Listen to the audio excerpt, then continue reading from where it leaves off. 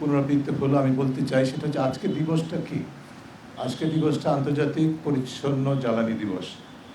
আচ্ছা, এই দিবসটি যে পালিত হবে এটি নির্ধারণ করেছে কে? আমরা সবাই জানি। আমরা যারা এখানে কথা বলছি আমরা কিন্তু নির্ধারণ করিনি। এটা জাতিসংঘ নির্ধারণ করেছে।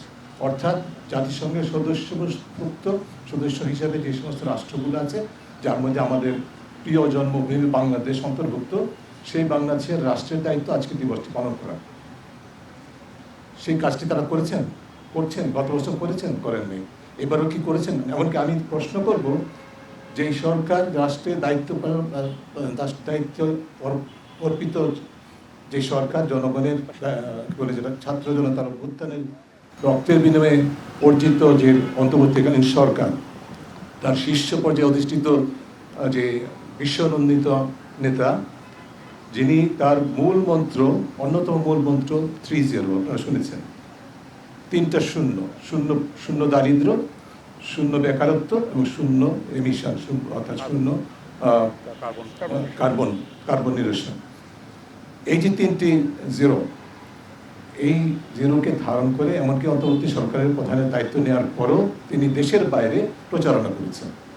কিন্তু দেশে কি একবারও তিনি সেটা করেছেন? এবং সেই করে থাকলে তার সরকারি যারা আরও অনেকেই আছেন যারা আমাদের সাথে পথে ঘাটে পরিবেশ দূষণ বিরোধী আন্দোলন করেছেন, এমিশনের বিরুদ্ধে আন্দোলন করেছেন, নবায়নযোগ্য জ্বালানির জন্য আন্দোলন করেছেন, তারাও অনেকে আছেন।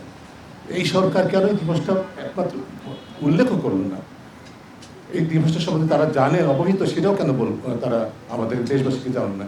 এই যে আমরা সচেতনতার কথা বলছি, যে উদ্দেশ্যে দিবসটি পালিত হচ্ছে বিশ্বব্যাপী, তার মূল কারণটা হচ্ছে যে, মূল উদ্দেশ্য হচ্ছে যে সকল নাগরিককে, সকল দেশবাসীকে জানানো, বিশেষ করে রাষ্ট্র ক্ষমতার দায়িত্বে যারা আছে তারা যেন সচেতন হয়, তারা যেন সক্রিয় হয়। এই লক্ষ্যে তো এই দিবস।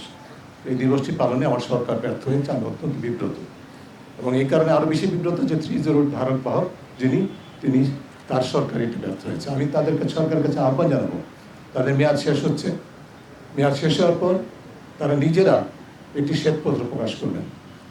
এই শ্বেতপত্র 3-0-কে কেন্দ্র করে আন্তর্জাতিকভাবে যে প্রচারণা করে থাকেন, জাতীয়ভাবে সে প্রচারণার পাশাপাশি কতটুকু দায়িত্ব পালন করেছেন, এই 3টি বিষয়কে কেন্দ্র করে এই বিষয়ে আমরা মনে করি দেশবাসী জানতে চাইবে।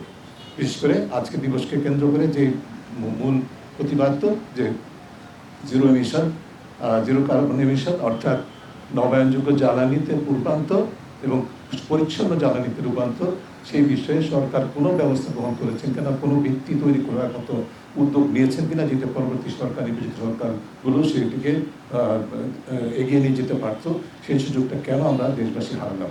এই প্রশ্নের জবাব সরকারকে দিতে হবে।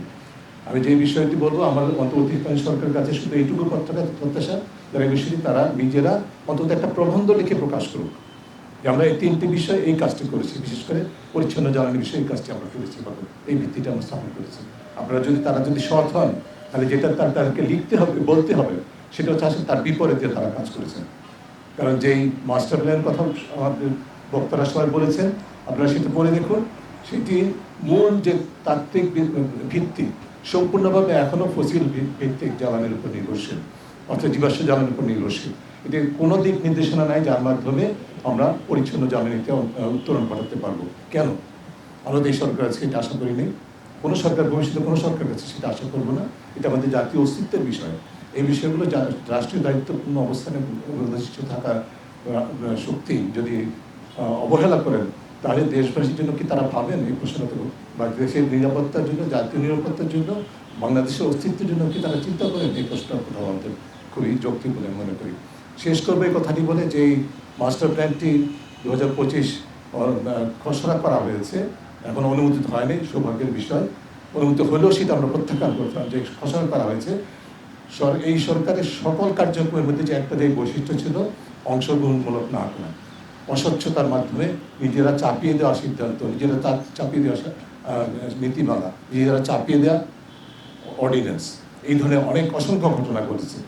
তারই দৃষ্টান্ত হিসেবে এবং যে জ্বালানি মাস্টার প্ল্যান যেটা করা হয়েছে, একইভাবে অংশীজনকে সম্পৃক্ত না করে এই খসড়া তৈরি করা হয়েছে। আমরা আহ্বান জানাবো, পুরো বিষয়টি ঢেলে সাজিয়ে করার মতো, সংশোধন করার মতো সময় হয়তো সরকারের নেই, কিন্তু যারা ক্ষমতায় আসবেন তাদের কাছে আমরা আহ্বান করব যে আপনারা বিষয়টিকে অত্যন্ত গুরুত্ব সহকারে নিয়ে অংশগ্রহণমূলক প্রক্রিয়ায় বাংলাদেশের ভবিষ্যৎ, বাংলাদেশের টেকসই উন্নয়ন, বাংলাদেশের মানুষের নিরাপত্তা, বাংলাদেশের অস্তিত্বের বিষয়গুলো বিবেচনায় নিয়ে আমরা যেন অনতিবিলম্বে এমন একটা পরিকল্পনা পাই, মাস্টার প্ল্যান পাই, যার মাধ্যমে বাস্তবেই আমরা জিরো এমিশনের দিকে যেতে পারবো।